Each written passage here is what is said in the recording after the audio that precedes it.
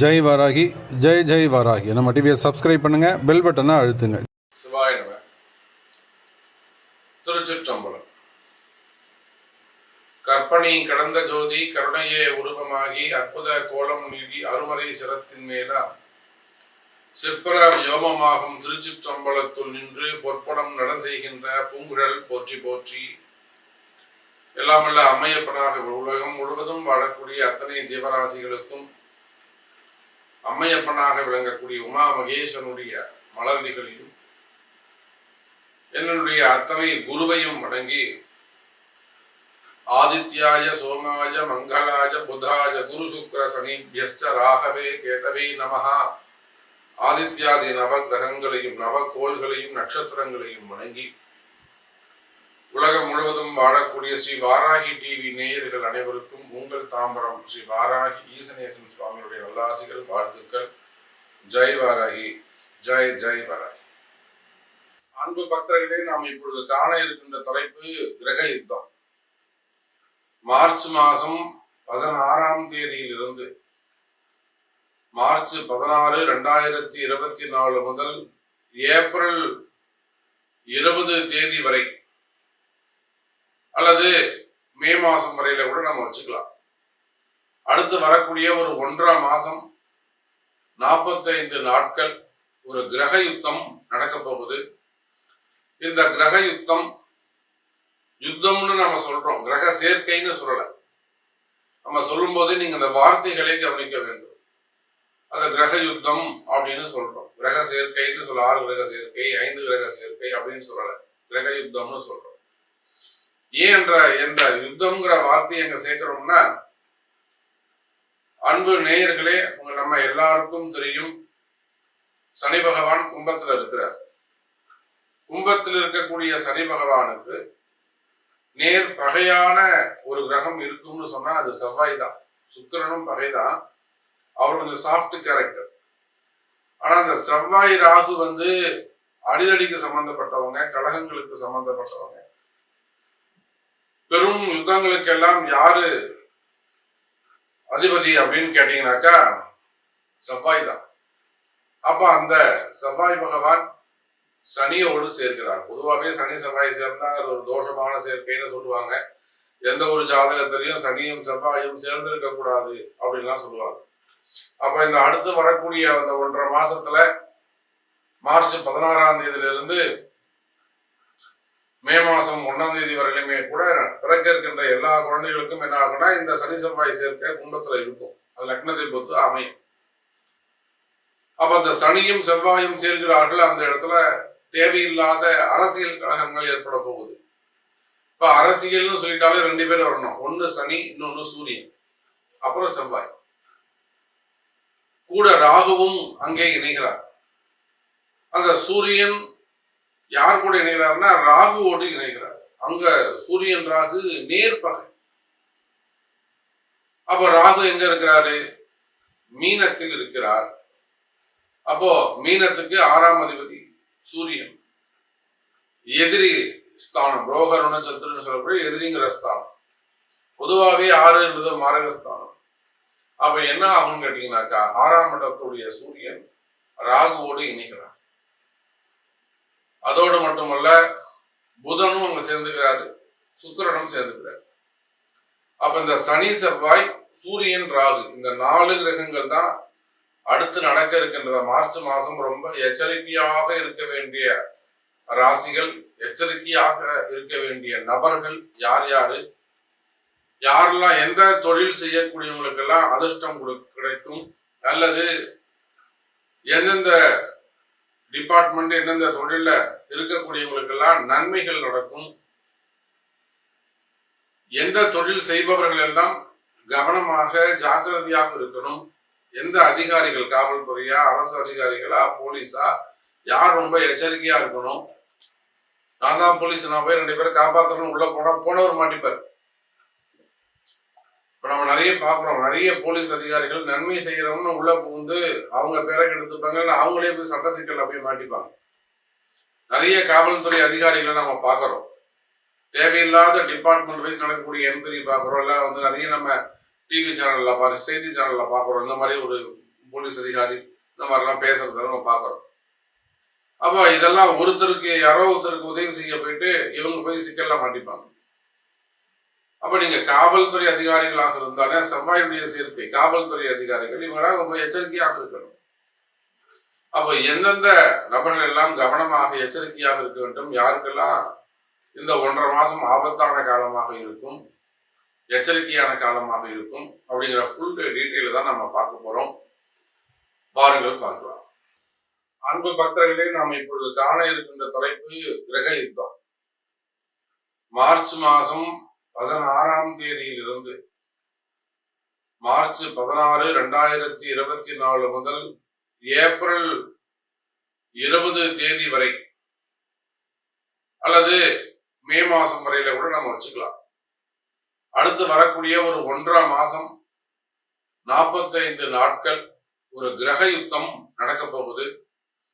இந்த கிரக யுத்தம் யுத்தம்னு நம்ம சொல்றோம், கிரக சேர்க்கைன்னு சொல்லல. நம்ம சொல்லும் போது நீங்க அந்த வார்த்தைகளை கவனிக்க வேண்டும். அந்த கிரக யுத்தம் அப்படின்னு சொல்றோம், கிரக சேர்க்கைன்னு சொல்ல 6 கிரக சேர்க்கை 5 கிரக சேர்க்கை அப்படின்னு சொல்லல, கிரக யுத்தம்னு சொல்றோம். ஏன் என்ற யுத்தம்ங்கிற வார்த்தையை எங்க சேர்க்கிறோம்னா, அன்பு நேயர்களே, நம்ம எல்லாருக்கும் தெரியும் சனி பகவான் கும்பத்துல இருக்கிறார். கும்பத்தில் இருக்கக்கூடிய சனி பகவானுக்கு நேர் பகையான ஒரு கிரகம் இருக்கும்னு சொன்னா அது செவ்வாய் தான்.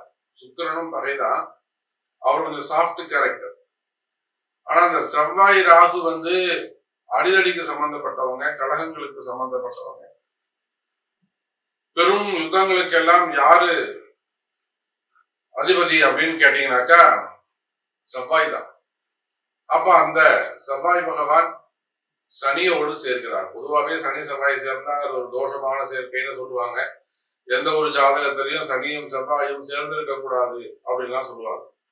அப்ப இந்த அடுத்து வரக்கூடிய அந்த 1.5 மாசத்துல மார்ச் 16ஆம் தேதியிலிருந்து மே மாசம் 1ஆம் தேதி வரையிலுமே கூட பிறக்க இருக்கின்ற எல்லா குழந்தைகளுக்கும் என்ன ஆகும்னா இந்த சனி செவ்வாய் சேர்க்கை கும்பத்துல இருக்கும். அது லக்னத்தை பொறுத்து அமையும்.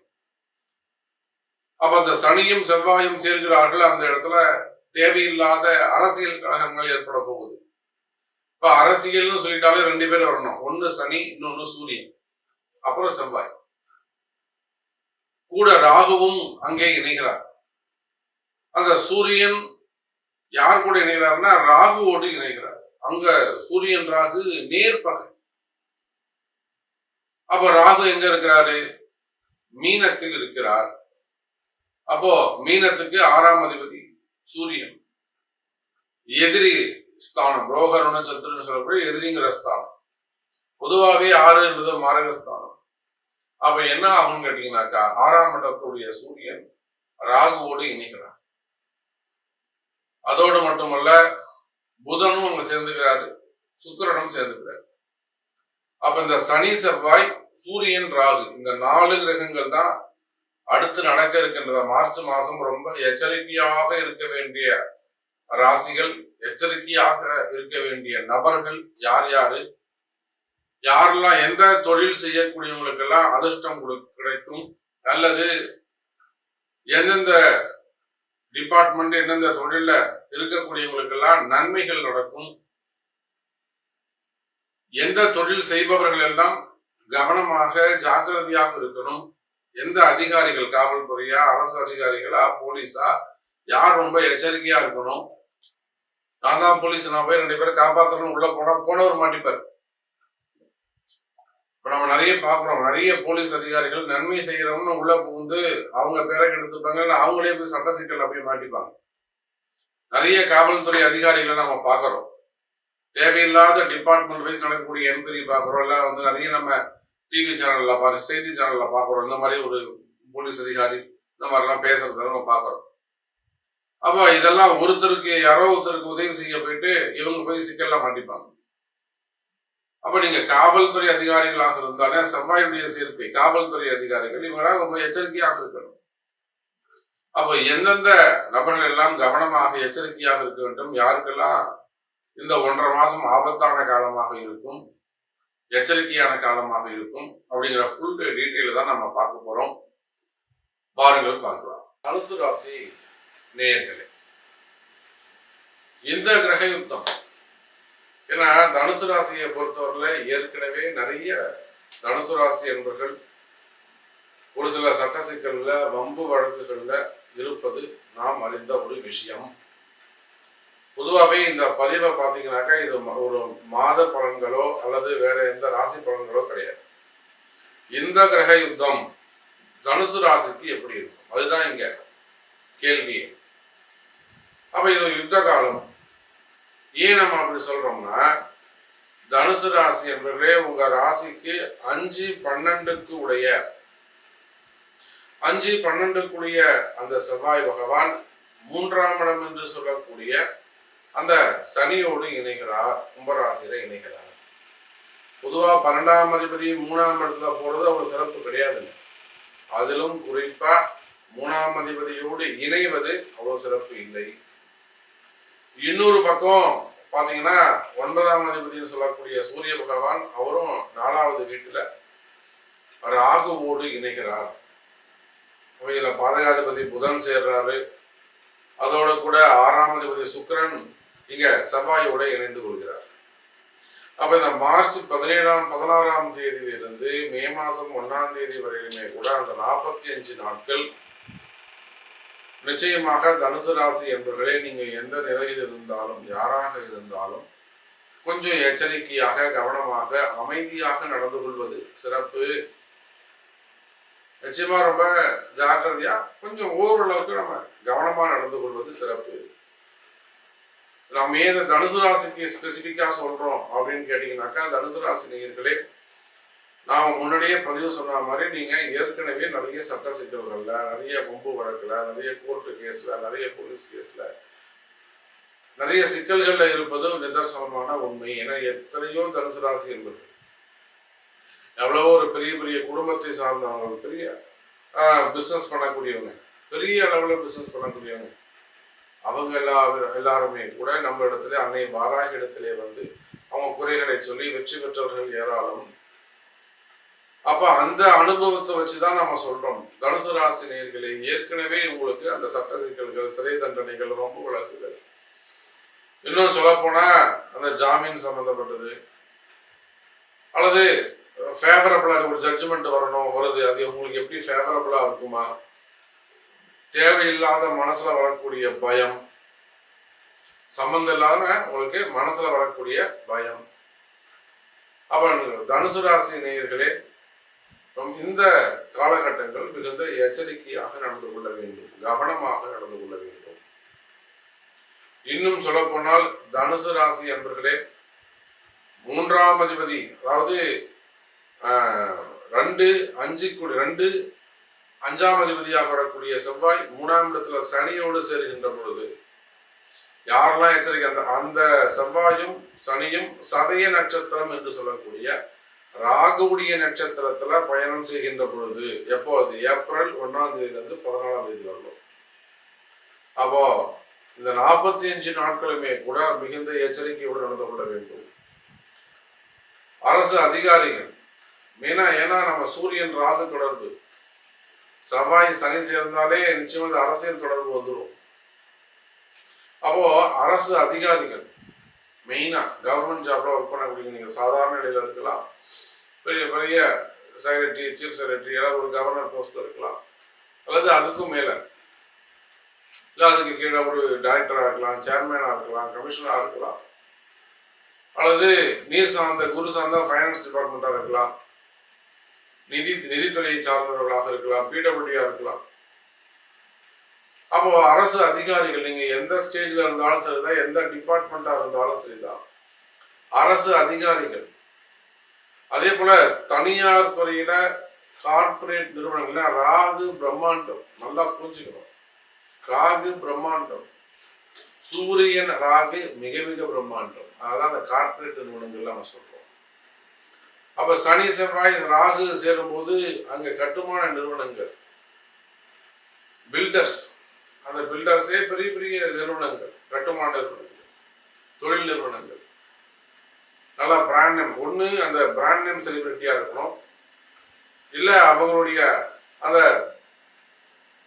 குரூப் ஆஃப் கம்பெனி பெரிய பிரம்மாண்டமானதாக இருக்கும். அப்ப கட்டுமான நிறுவனங்கள், அதே போல ஹாஸ்பிட்டல்ஸ், பெரிய பெரிய டாக்டர்ஸ், பெரிய பெரிய அந்த செலிபிரிட்டி நேம்ல இருக்கக்கூடிய பிராண்ட் நேம்ஸ் டாக்டர்ஸ், அதே போல அட்வொகேட்ஸ், ஆடிட்டர்ஸ், புதனும் சுக்கிரனும் சேர்க்கை, குறிப்பா அரசியல் தலைவர்கள், கலைத்துறையை சார்ந்தவர்கள், அதே போல அரசியலை சார்ந்தவர்கள், இந்த 7 துறையை சார்ந்தவர்களும் நிச்சயமாக தனுசு ராசி என்பவர்களே மிகுந்த எச்சரிக்கையோடு நடந்து கொள்ள வேண்டும். இப்பவே அதற்கான தாக்கங்கள் உங்களுக்கு தெரிய ஆரம்பிச்சிருக்கும். இப்பவே அதனுடைய தாக்கம் உங்களுக்கு தெரிய ஆரம்பிச்சிருக்கும். தேவையில்லாத மனசுல ஒரு பயம், எங்க அது நடந்துருமோ அப்படிங்கிற ஒரு பயம் ஏற்படும். அப்படி இல்லை, நீங்க சொல்றதெல்லாம் கரெக்டா சமயம் ஒரு ரொம்ப வழக்கு இருக்கு, நமக்கு அதை ஜெயிக்கணும் அப்படின்னாக்கா நிச்சயமா முடியும். அதுக்கு உங்களுடைய பிறப்பு ஜாதகம் முக்கியம். உங்க பிறப்பு ஜாதகத்தை கொண்டு அதுக்கு என்ன செய்யணுமோ அதுக்கான வழிபாடுகளை அறிந்து செய்வீர்கள், ஆனால் நீங்க வெற்றி பெறலாம். அதே போல ஒரு அரசியல் இருக்கீங்க, முக்கியமான இப்ப நான் ஒரு செலவு பண்ணலாமா, இப்ப நான் ஒரு முடிவு எடுக்கலாமா, ஒரு முறை உங்க ஒரு அட்வைஸ் கேட்டுக்கிறது சிறப்பு. யார்கிட்டனாலும் போங்க, இந்த மாதிரி உண்மையை ஓப்பனா பயப்படாம எடுத்து சொல்லணும். சார் இப்படிதான் இருக்கும், தைரியமா சொல்லணும். அம்பாளுடைய அனுகிரகம், அம்பாளுடைய வாக்கம் இருக்கணும். அப்ப அரசியல் தலைவர்களாக இருக்கிறீர்களே, என்னால ஒரு முக்கியமான முடிவு எடுக்க போறீங்க, ஒரு முக்கியமான ஒரு செயலில் இறங்க போறீங்க, ஒரு முறை உங்களுடைய பிறப்பு ஜாதகத்தை கொண்டு சாமி இருந்தாங்க பாருங்க எப்படி இருக்கு அப்படின்னு உங்களுக்கு தெரிந்த இடத்தில் சென்று ஒரு குருவை நீங்கள் பின்பற்ற வேண்டும். தனுசு ராசி நேயர்களே, ஏன்னா நடக்கிறதே இந்த குருவுடைய வீட்டுல தான் இந்த ராகு சூரியன் யுத்தமே அங்கதான் நடக்குது. சூரியன் ராகு பூரா யாருக்குங்க? ஃபைனான்ஸ் டிபார்ட்மெண்ட், அரசியல், அரசாங்கம், காவல்துறை, இதெல்லாம் அங்க போயிடும். இந்த சனி செவ்வாய் பூரா இந்த கட்டுமானம், ரியல் எஸ்டேட், பெரிய பெரிய கார்பரேட் நிறுவனங்கள் இந்த சனி செவ்வாய் வந்துடும். அப்புறம் கலைத்துறைக்கு சுக்கிரன் புதன் தொடர்பு ஏற்படும். ஜட்ஜஸ், வக்கீல்ஸ், அதெல்லாம் ஆடிட்டர்லாம், அதெல்லாம் புதன் சுக்கிரன் தொடர்பு. அப்ப இந்த 6 கிரக யுத்தம் என்பது மிகுந்த எச்சரிக்கையாக இருக்க வேண்டிய காலம். ஏற்கனவே உங்கள் சட்ட சிக்கல்கள் இருந்தாலும் சரிதான், இல்ல இந்த காலகட்டத்தில் புதுசா ஏற்பட்டாலும் சரிதான், கவலை வேண்டாம். தனுசு ராசி என்பவர்களே, நிச்சயமா நீங்க அதை விட்டு வெளியில் வர முடியும். அதற்கான வழிகள் உள்ளது என்று தெரிவித்துக் கொண்டு மீண்டும் ஒரு அற்புதமான பதிவில் சந்திக்கிறேன். ஜெய் வராகி.